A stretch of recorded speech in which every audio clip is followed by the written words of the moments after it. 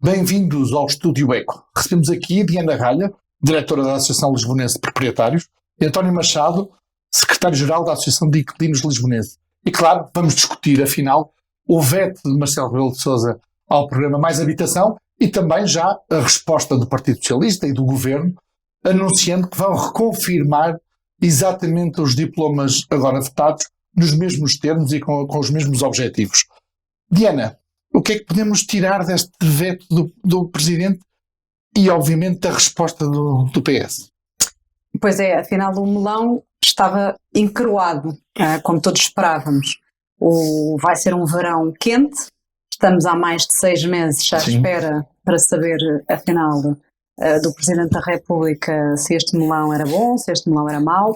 Houve uma brutal unanimidade entre todos os agentes, partidos políticos, nas críticas, agentes económicos. Não exatamente no tom das críticas, mas pelo menos na conclusão geral. Na conclusão geral. Que era um programa que não vai acrescentar. Que era um mau programa. As críticas são diversas, não são todas as mesmas, mas há um repúdio generalizado. E faltava então o tom ou a avaliação do Presidente da República. Da parte dos proprietários, claro que achamos positivo, partilhamos de muitas dos enunciados que o Presidente da República faz naqueles 7 pecados mortais que coloca na sua carta que devolve à Assembleia da República, mas muito lamentamos que o Presidente da República não tenha suscitado a verificação da constitucionalidade do diploma, porque à partida, para a Associação Lisbonense de Proprietários, há um conjunto de normas do Mais Habitação que são inconstitucionais e que até quando deu entrada no Parlamento, os próprios serviços jurídicos do Parlamento colocaram logo dúvidas de constitucionalidade. Portanto, é um veto político que tem a sua importância, que é uma espécie de uma guerrilha entre dois palácios, mas a verdade é que há um sufoco generalizado das famílias, e das famílias dos senhorios e das famílias dos inquilinos também, das famílias dos proprietários, sejam eles grandes proprietários ou pequenos proprietários, que estão num impasse há mais de 6 meses, e existe um problema que é uma bola de neve cada vez maior que o Mais Habitação, que este grande torpedo veio provocar num mercado que já estava numa situação muito complexa. E este veto nada vai resolver, como sabemos pelas declarações do Partido Socialista. Já vamos detalhar, nomeadamente, o tema da constitucionalidade. António Machado, eu vou recordar uma frase que está no veto do Presidente, que é muito significativa, eu diria severa. Não é fácil de ver de onde virá a prometida oferta de casa para a habitação com eficácia e rapidez. Tendo em conta o veto e a reconfirmação do diploma, que será nas próximas semanas, com a abertura do Parlamento, o que é que espera que aconteça ao mercado da habitação? Olha, em vez de que saídas, era aqui entradas. Que é disso que se trata. Quais são as entradas para o mercado de habitação e designadamente para o arrendamento? Para muitas famílias que necessitam de casa, que não têm condições de a comprar, não só pelo preço, mas também por insuficiências de capacidade de endividamento ou outras enfim, digamos, limitações, mas que necessitam de arrendamento. E, de facto, não há casas libertas para arrendamento. E as que há são caras, os contratos são precários, a situação é extremamente instável e, portanto, que entradas é que precisamos e não de saídas? Saídas já existem, precisamos de entradas. Como dizia a Diana, as críticas foram generalizadas, mas o ponto de análise dessas críticas não eram comuns. Eu ouvi a Associação de Inquilinos Lisbonenses a pedir mais intervenção. É preciso mais intervenção do Estado. Mas que tipo de intervenção? E partimos de um diploma que é este, não é? Que é o que vai ser reconfirmado, é esse com que estamos a ser confrontados. Do ponto de vista deste programa, que foi apresentado de uma maneira e depois foi adulterado ao longo do tempo, não é? O Estado necessita de uma maior intervenção. Não é substituir o setor privado, é complementar o setor privado na sua área, não é?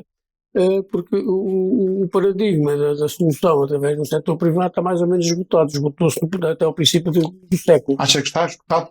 O privado não tem capacidade de intervenção? Em termos da sua globalidade, sim. Portanto, é preciso mais, digamos, um complemento mais eficiente, mais, digamos, mais interventivo por parte do Estado, não é para substituir, é para complementar. O Governo diz que tem 2 mil milhões de PRR para a habitação. Não é suficiente o E que vai construir muito. Aliás, os números são muito ambiciosos, mas também eram em 2015, 2016. O PRR é um financiamento ocasional.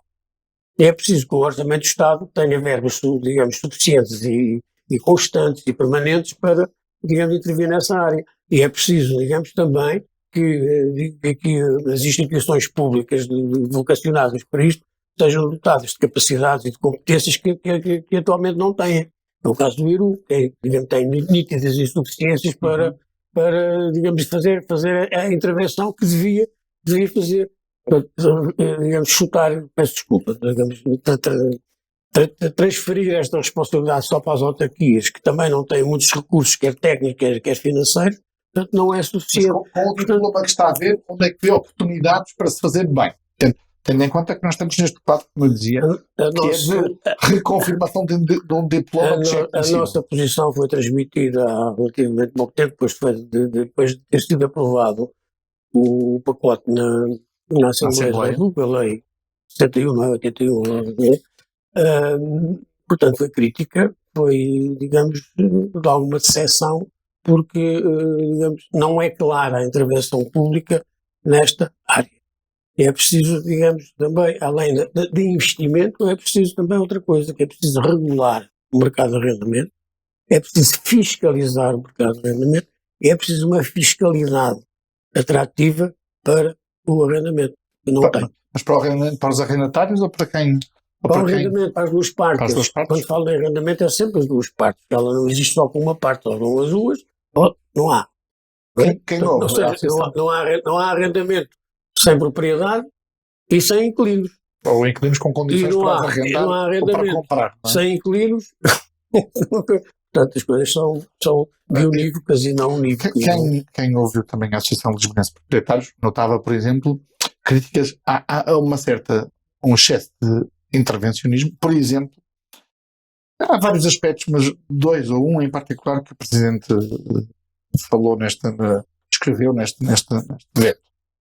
Fixação de tetos administrativos ao arrendamento.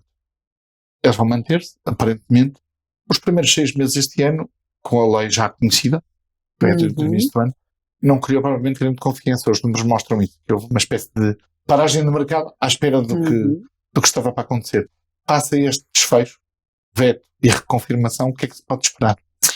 Bom, o que é que aconteceu nestes 6 meses da nossa realidade na associação? Aconteceram duas coisas. Pânico generalizado, portanto, houve, e o nosso barómetro mestral diz isso, houve proprietários, aqueles que tiveram contratos a renovar e que fizeram oposições à renovação e, portanto, viram as suas casas livres e, portanto, 2 em cada 10 venderam as casas e o mercado para vender está bom. Portanto, venderam as casas, saíram do mercado, 2 em cada 10, é assustador este valor. Para o arrendamento, portanto, saíram do mercado de arrendamento, venderam as casas, e aqueles impulsionados pelo pânico, como tudo isto foi anunciado, como toda a discussão foi polarizada, o que é que fizeram?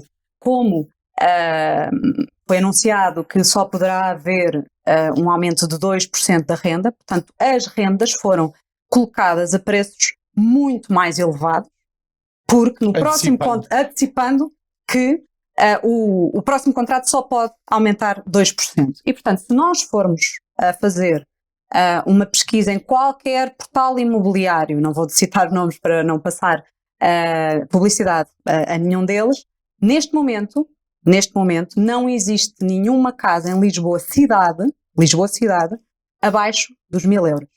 E estou a falar de T0. Eu não sei se, eventualmente, depois se arrendam. Ontem eu fiz este exercício e a casa mais barata que encontrei foi a Odivelas, por 650 euros, num grande portal imobiliário. Isto é reflexo do Mais Habitação, que foi menos habitação.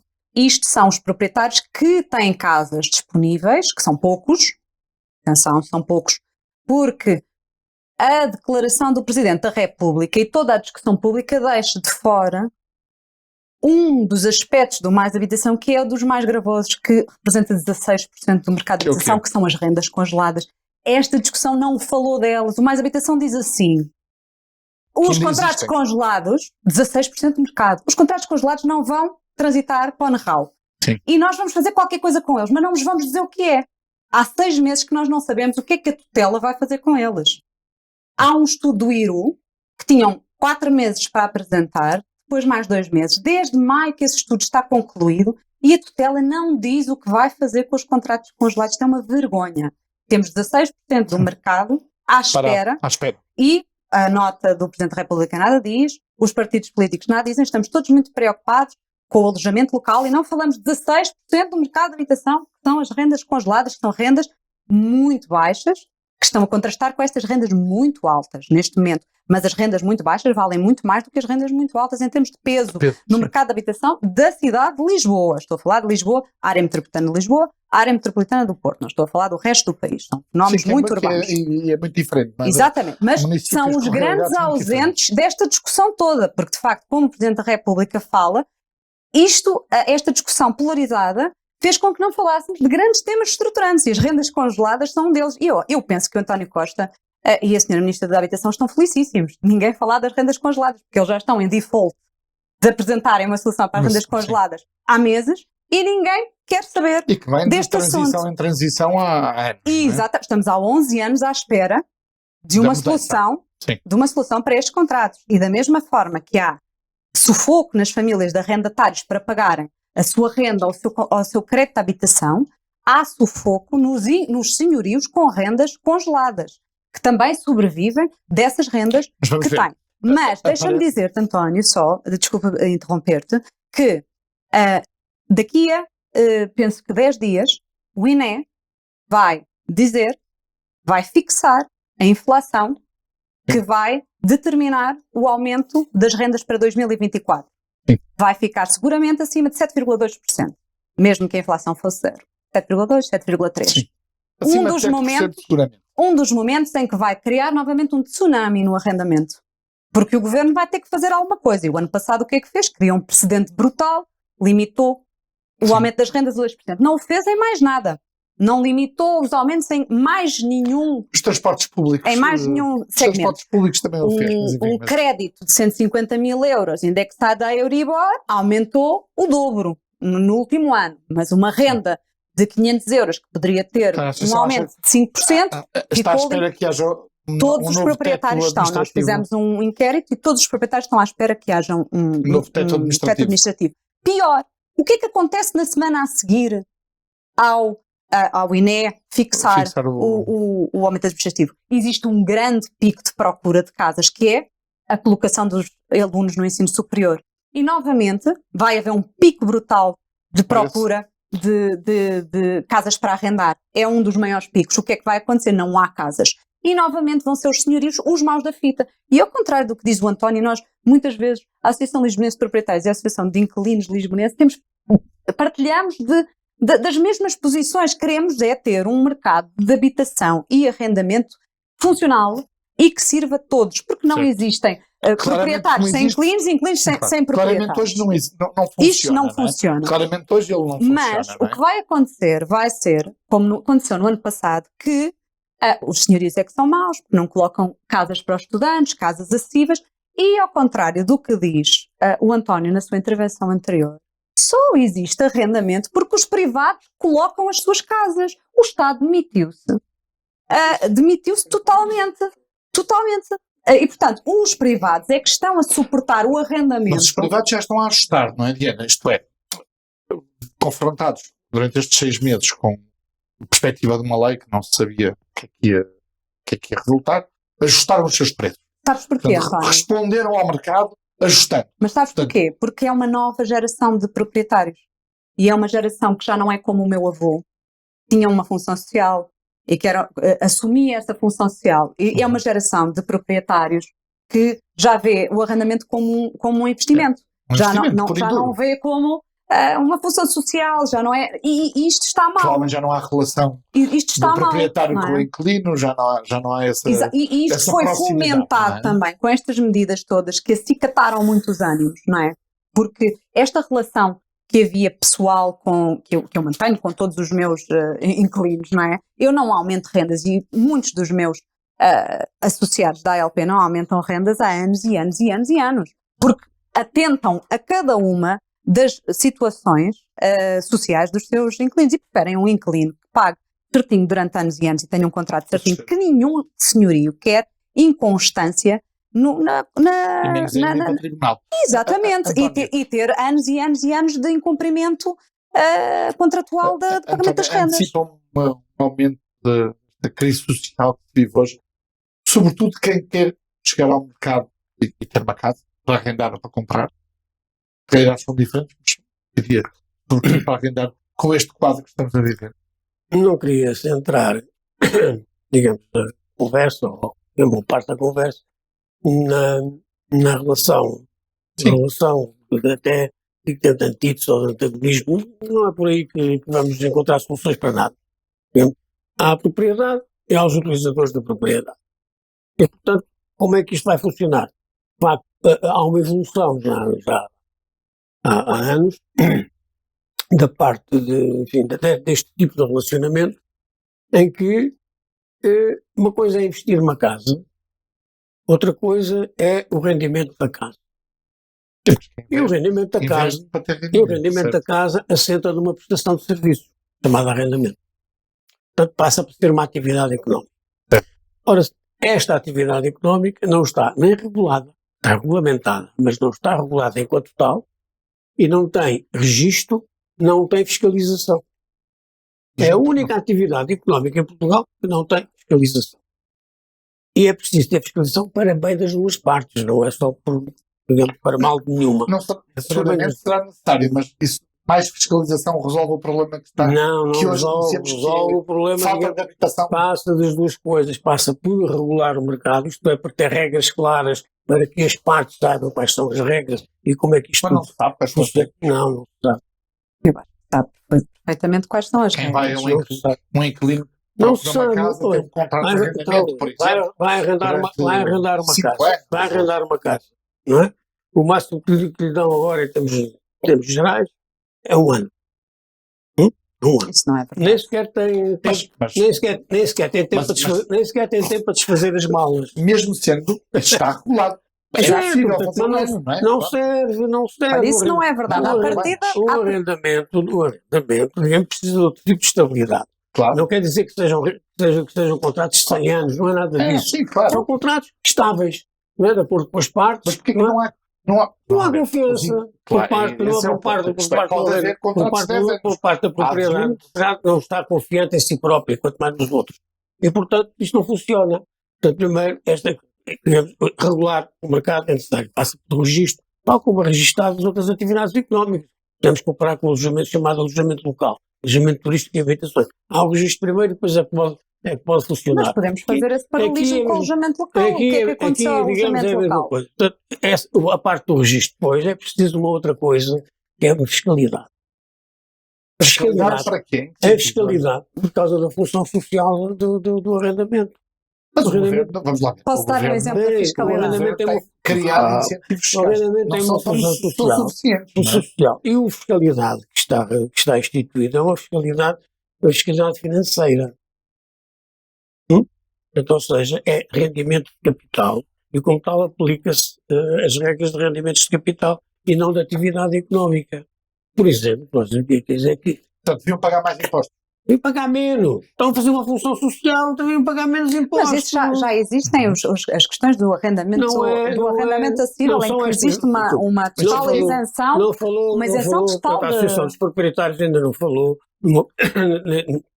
nestas benesses fiscais avulsas que o pacote prevê, não é? Mas em conversas, enfim, que já tivemos, enfim, off-record, não é? Não agrada, não interessa, não levam a lado nenhum. Mas sabe porquê? Porque a qualquer momento podem ser repetidas.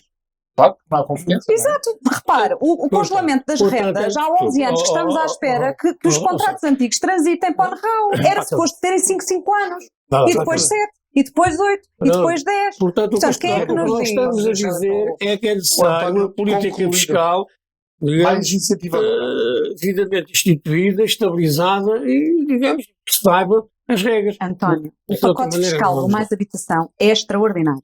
E, portanto... É extraordinário. Não se pode ir mais além. O pacote Só que Ter uma perspectiva de fim. é extraordinário. O Mas, por pacote mais exemplo, habitação não considera isto que estamos a dizer. o pacote mais Certo. habitação tem uma majoração em termos de tabelas de IRS extraordinário. Mas, no nosso barómetro também, nenhum proprietário está disposto a usufruir desses benefícios fiscais porque não acredita que a qualquer momento, não acredita que o Estado é uma pessoa de bem.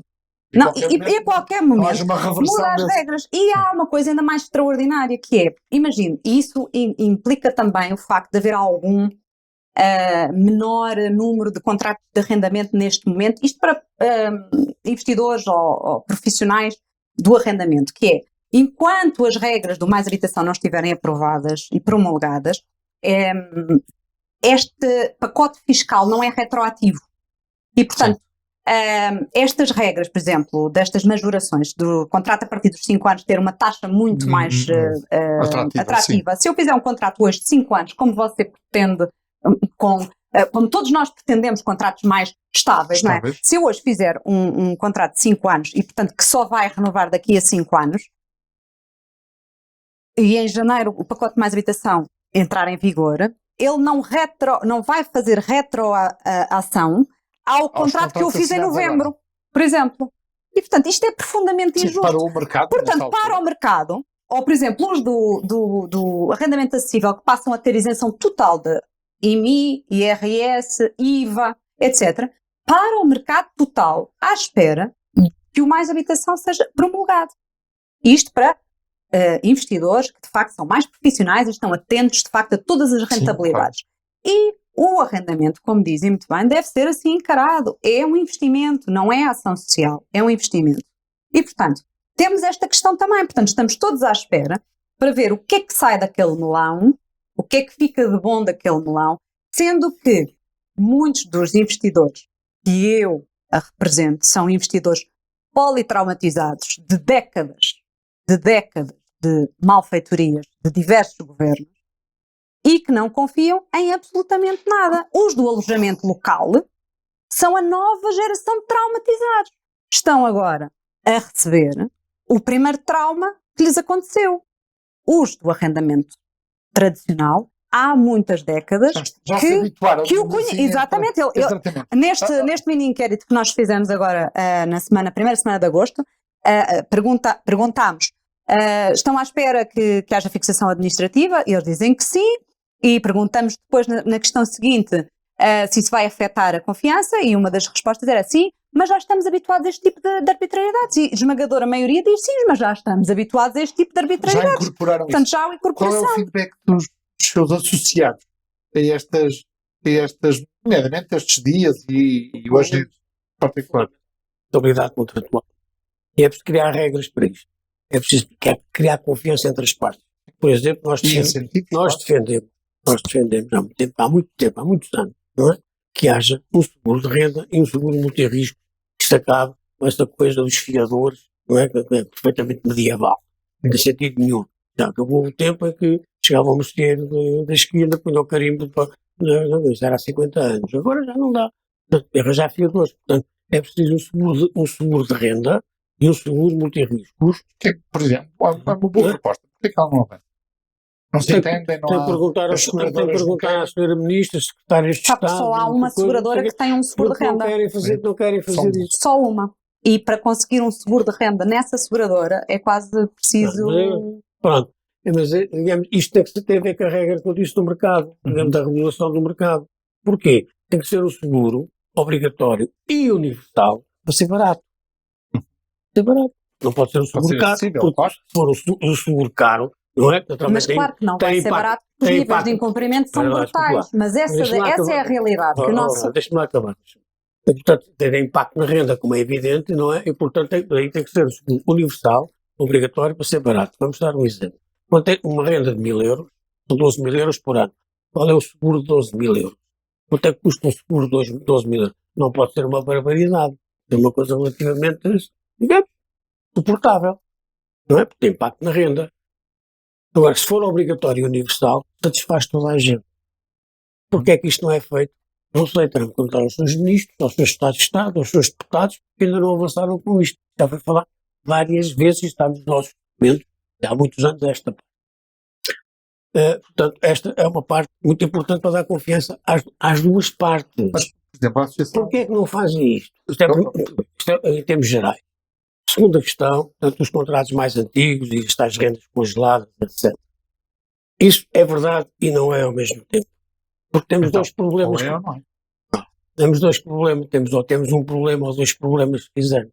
São rendas relativamente baixas por um lado, mas os rendimentos das pessoas, de uma forma geral, também são muito Mas baixos. deve ser o Estado a assumir a Neste, não é? já lá vai, só um bocadinho, não é? Neste momento, não é? Sabemos, não é?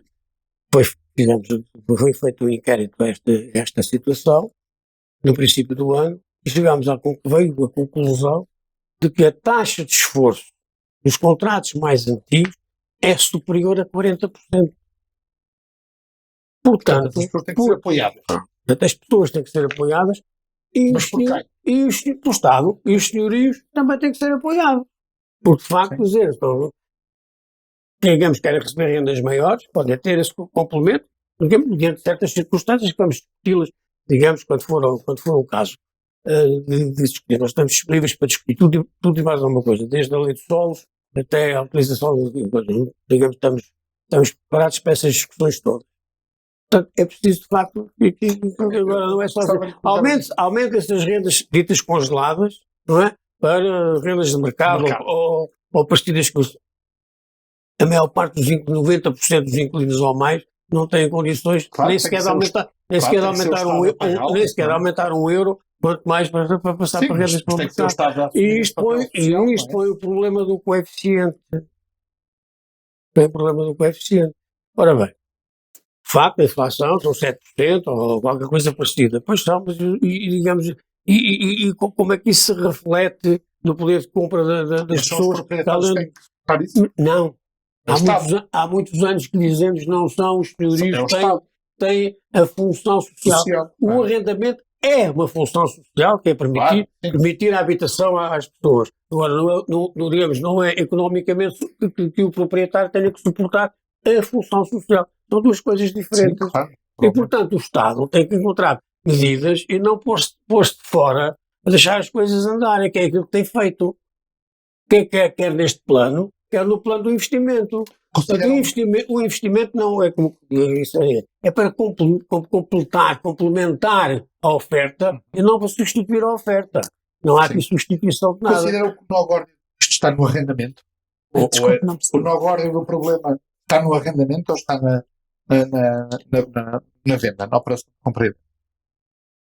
Ou é possível analisar estas dinâmicas de forma separada? Não é possível analisar as dinâmicas de forma separada. Eu penso que o problema agudizou-se tremendamente a partir do momento em que as fórmulas de atribuição dos créditos de habitação alteraram-se com aquelas taxas de esforço dos 80%, da concessão do crédito até aos 80%, e portanto, e muito bem, não é? Porque devemos aprender alguma coisa com aquilo que criou muita pressão no arrendamento e poderia ter dinamizado o arrendamento, que dinamizou, o arrendamento finalmente cresceu, não é? Nós passámos dos 750 mil arrendamentos para 1 milhão de arrendamentos, o arrendamento ganhou peso e infelizmente, e como os últimos dados demonstram, Lisboa não construiu, não houve construção na área metropolitana, na grande área metropolitana de Lisboa.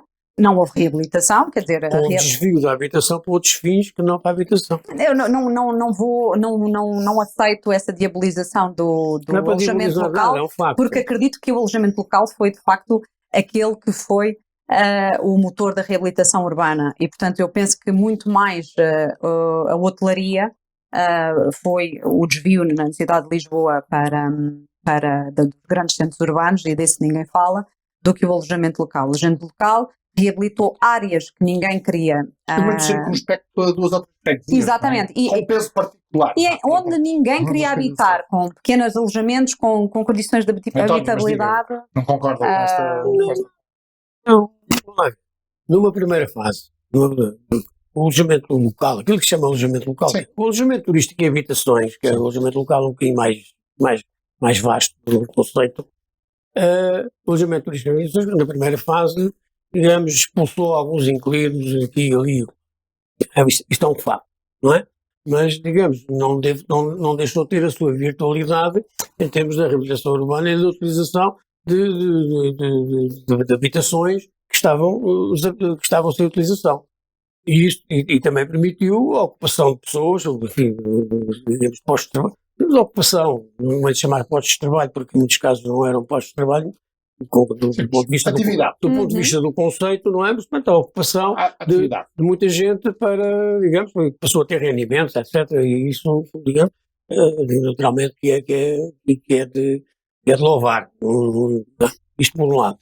Por outro lado, há outra parte, não é? Que é muitos dos edifícios foram, digamos, desviados, sim, para a hotelaria, em vez de se construírem hotéis, digamos, em prédios de habitação transformaram-se em hotéis.